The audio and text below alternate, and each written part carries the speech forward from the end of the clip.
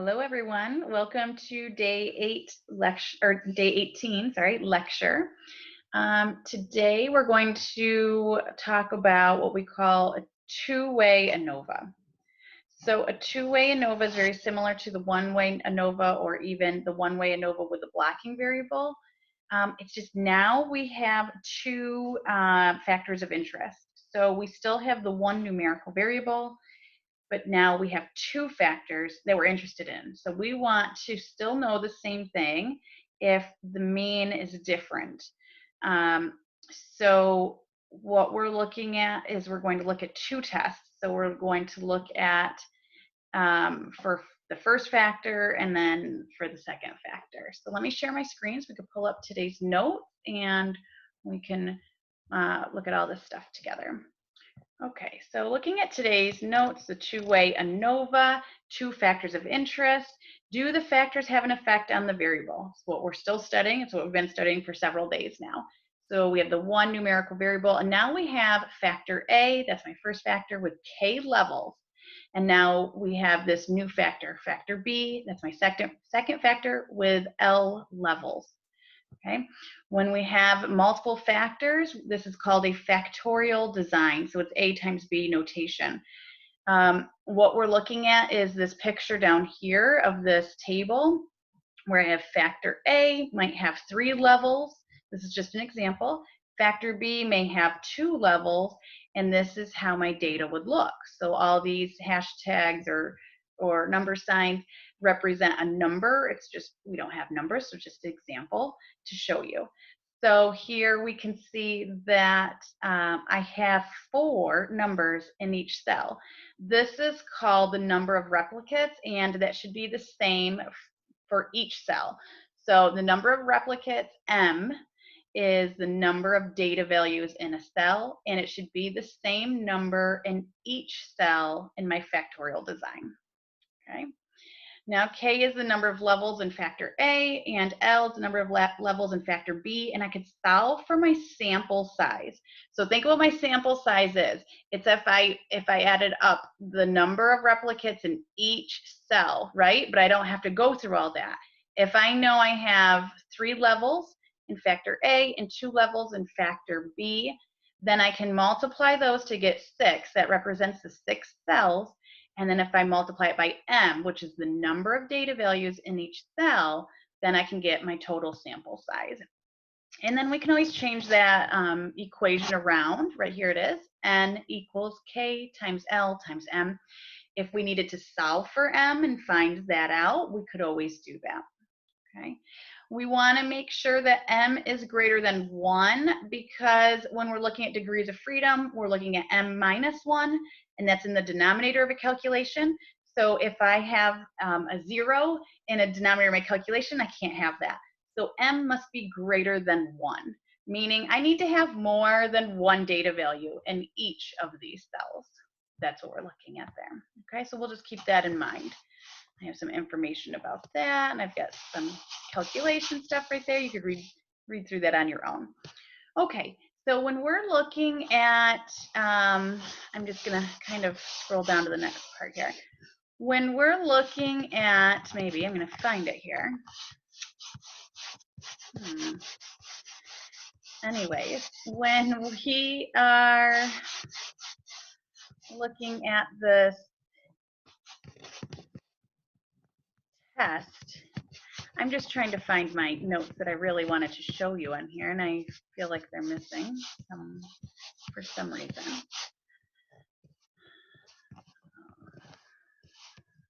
Let's see. Wow, okay, all the way down here. I was like, I'm not on the right thing. Okay, so when we're looking at our ANOVA test, we actually will have 3 tests in one here. So I'm going to expect you, when you're doing a two-way ANOVA, to have 3 write-ups. Now, they are short. The very first write-up is the test for significant interaction, meaning that I want to show that the 2 factors don't interact with one another, that one factor doesn't change the way the other factor affects the variable. That's what we're looking at. If we have an interaction, meaning that one factor plays a part or changes the way the other factor changes the variable, affects the variable, then my test is no good. I can't get a true reading on what's going on with those factors, so I need to check this first. So the test for significant interaction is the first test that I will do for my two-way ANOVA, okay? And you can see the test right up here. The null is that there is not a significant interaction between the two factors. The HA is that there is a significant interaction between the two factors. You're going to report the F test statistic, my degrees of freedom, and my p-value. Then you'll write your quick conclusion. You don't even have to show me this top line of the conclusion. Is the p-value greater than alpha or not? That's not what I'm interested in. I'm interested in this part. If, you know, yes, we do have sufficient evidence to say that we can or cannot reject, right, our null. So that's what we're interested in, that just final statement. So what we want is to answer no, we cannot reject the null, meaning we're looking for a p-value greater than 0.05 because we want to be able to say that there is a non-significant interaction, meaning that one factor does not affect the other factor for the variable. So if we can claim that, then we can go on and really test to see if the factors affect the variable. Okay, so that is my test, that's my write-up. Now I'm going to scroll back up and I want to show you something we're going to do before we do the write-up. This is like getting to know the data. This is going to just have us look at a graph to see if we notice some sort of an interaction, okay? And that's what this part is all the way back up here in the beginning, okay? You can read through this. We're going to build an interaction plot, which I will show you in the example, so that will be in the next video. But what we're looking at is when we have these interaction plots, it's a plot of the two factors for the variable. So I'm just going to show you this one really quick. I'm going to enlarge this so we can look at it real quick here. Okay, so we can see this is an interaction plot. So we can see that this is the example we looked at last class where I had the store and then we purchased items, right? So I want to know, is there an interaction between items and store? So this is if I was actually interested in the item instead of using it as a blocking variable, which I could do, right? And it just depends what I'm asked to do. So in this case, we can see how the lines all follow a similar trend. You might call this parallel. I hesitate to say parallel because parallel, we think straight lines. Parallel meaning they just follow the same trend. And we can see that the black, red, and green lines all follow the same trend. When they do that, then we can look at that and say, we don't believe that there is an interaction between the two factors, okay? So when the lines follow the same trend, we do not believe there is an interaction, okay? Let's look at this next one. Now this one has a lot going on, and that's okay. But look at this. So we can see it looks like 3 of the lines are following the same trend where they start out lower and then they go up higher. And then like a positive slope. And then these other 2 have like a negative slope, right? They start out higher on the left for 2008 and then they go down.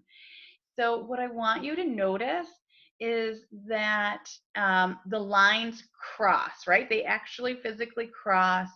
They do not follow the same trend for all levels. So here we would say that we believe that there is an interaction, okay? And in these examples, I have the write-ups, how you would talk about that. Now, I want you to keep in mind, this is like getting to know the data. You are not making a final decision based on this. You're going to make a final decision with your p-value and your write-up of your conclusion. So this is just you getting to know the data and looking at it. Now, you could see something like this interaction plot here. the two lines, they're not parallel, but they look like they follow a similar trend. So to me, I would say I don't know if there's really an interaction. It's kind of hard to tell. They look like they follow a similar trend, although I can see for the new, you can see that there's quite a big difference here between the blue and the red, where current, they're almost the same value. So they don't follow the exact same trend, but they have a similar trend. So it's hard to say if you're going to see an interaction. And you can make a note of that. I'm not looking for anything fancy in the write-ups, okay? When I ask you, I just want you to be able to look at that. Like, look at this one and say, you know what? These two lines do not follow the same trend. I believe that there is an interaction, that kind of thing. All right? We will use these with the ranked means later on if we need them. Okay, so I'm going to go back down to the test. So that's my interaction. Like I mentioned before, the interaction test right up right here will tell us definitely if we have an interaction or not.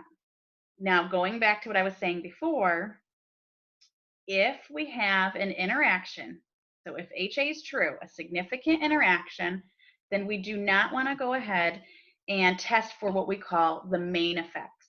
The main effects would be factor A individually from factor B. Okay, so if we have an interaction, we do not want to move forward with our test. Okay, if we do not have an interaction, so our p-value for our interaction test is greater than 0.05, then we're going to move on to what we call the main effects. Now I want to show you where to get the values for my F test stat and my p-value. So if you go up to page 11 here, you can see this is the output. So output number 1 right here, because it's my first test, you can see right here, it's my interaction. I'm going to show you how to build that interaction. But right here is my F test statistic, and right next to it would be my p-value. My degrees of freedom are right here in the interaction is the numerator. The denominator is the error, right? So I'm going to list the degrees of freedom for the numerator first, and then write a comma, and my degrees of freedom for that denominator, which is the error, okay? So that's how I get my values for my test, for my test of if I have an interaction, okay? We always do that test first in my two-way ANOVA. And if we reject the null, then we're not going to move on. But if we do not reject the null, we are going to move on. So there's a little bit more stuff there for you to read. So if we do not reject the null, that means there's no significant interaction, and we're going to move on to the main effects test. Now, a main effects test is the second test, and I should say it's the second and third, because I'm going to run a test for factor A and then run a test for factor B. So it's similar to my one-way ANOVA test, but it's shorter. It's like a lot shorter, okay? I'm going to complete the test separately for each factor that I have. And then I'm going to continue like we normally do with our Tukey's if necessary.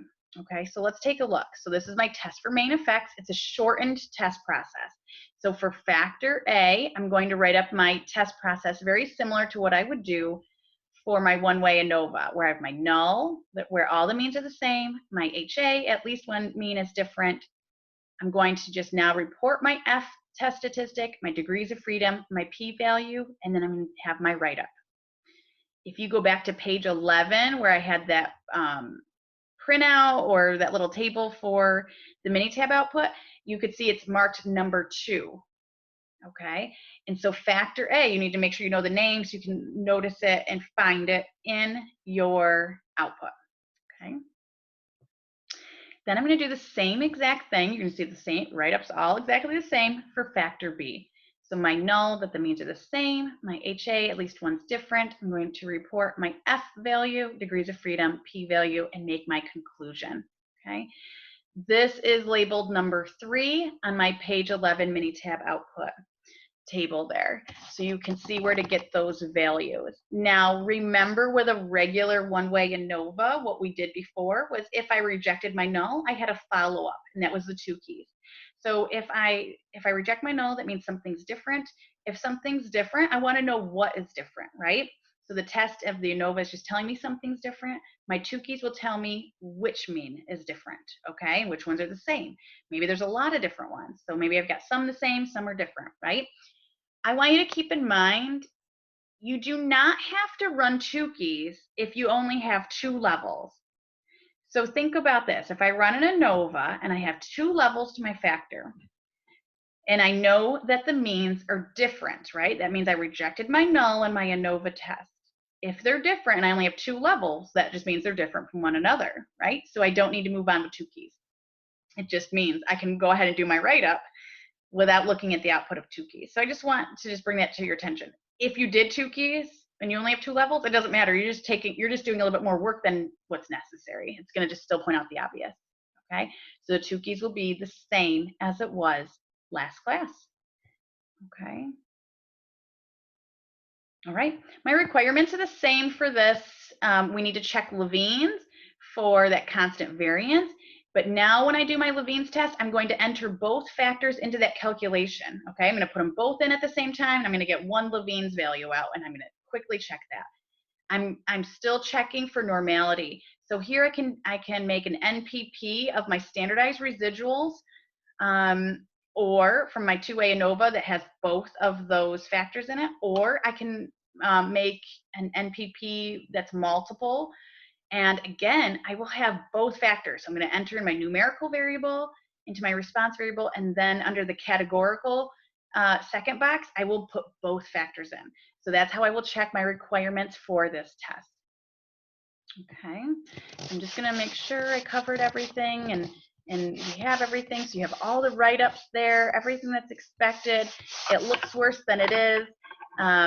So let me pause this video, and then I'm going to come back on to look at an example.